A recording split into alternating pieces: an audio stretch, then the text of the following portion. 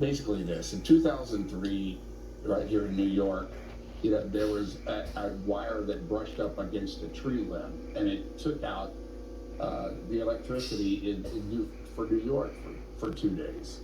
That was just a small little event, but at a GMT event, like a bad actor could take out through a Chinese balloon for all we know, so they could have put a little something something on that balloon, exploded it over the United States, and we lose power for how long?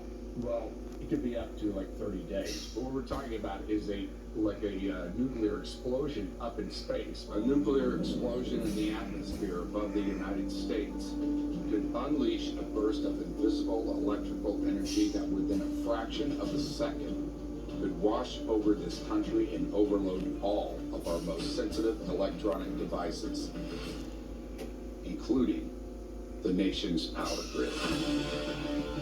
Just 30 days without electricity would take us back to 1880, and you wouldn't be able to get gas, you wouldn't be able to get food.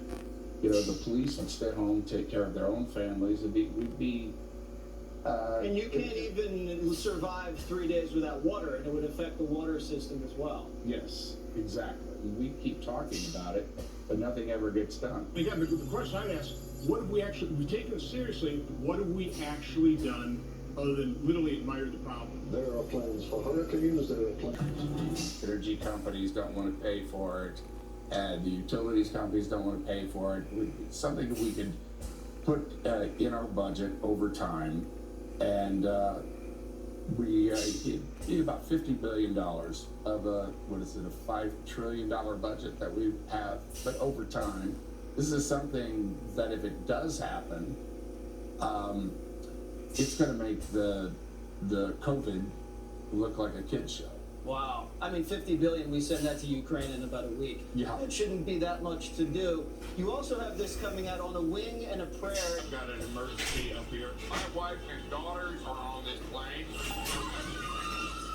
I need you to stop a plane crash. You're the only person I know who will save them. Have you flown a King Air? Never. You like playing real people. Tell us about that. Yeah.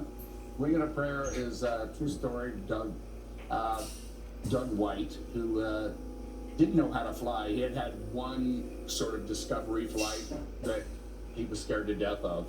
And he took his family to Miami for his brother's funeral, and he had chartered a plane, King Air, which is a complicated airplane, twin engine. I fly them myself.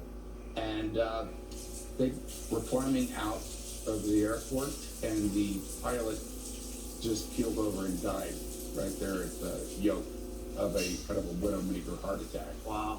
And so I've always wanted to do a movie where they go, can anybody fly the airplane? Mayday, mayday, mayday. I've got an emergency up here. I've got a unconscious pilot. Do you find, like, in Hollywood, you have to hide your political opinions? Yes and no. I mean, I'm an independent. I've always been an independent. I've voted both ways my whole life, depending on which way the pendulum goes.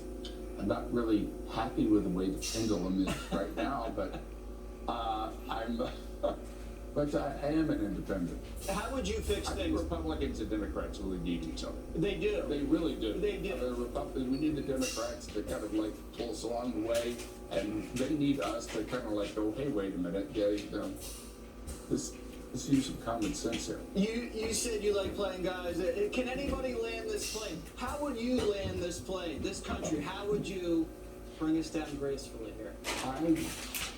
I think we all have to take a breath, and I think we need to come together on some basic things.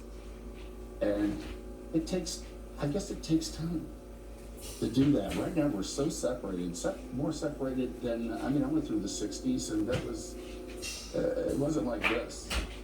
And if I knew, I guess I could be president, but I can't really tell you how to do it except to start small with your neighbors, and everybody just learn to get along. Let's do something positive for this country. You'd probably fire a few people. Yeah, I would. But, it usually takes some kind of big thing like World War II really brought really, we really got our act together when that came out. Do you think this country's going to face that type of situation if the grid goes down? Oh yeah, for sure. We'll be back to tribal law by that time. That's what it'll come to. Can I follow Dennis Quaid if we go into tribes?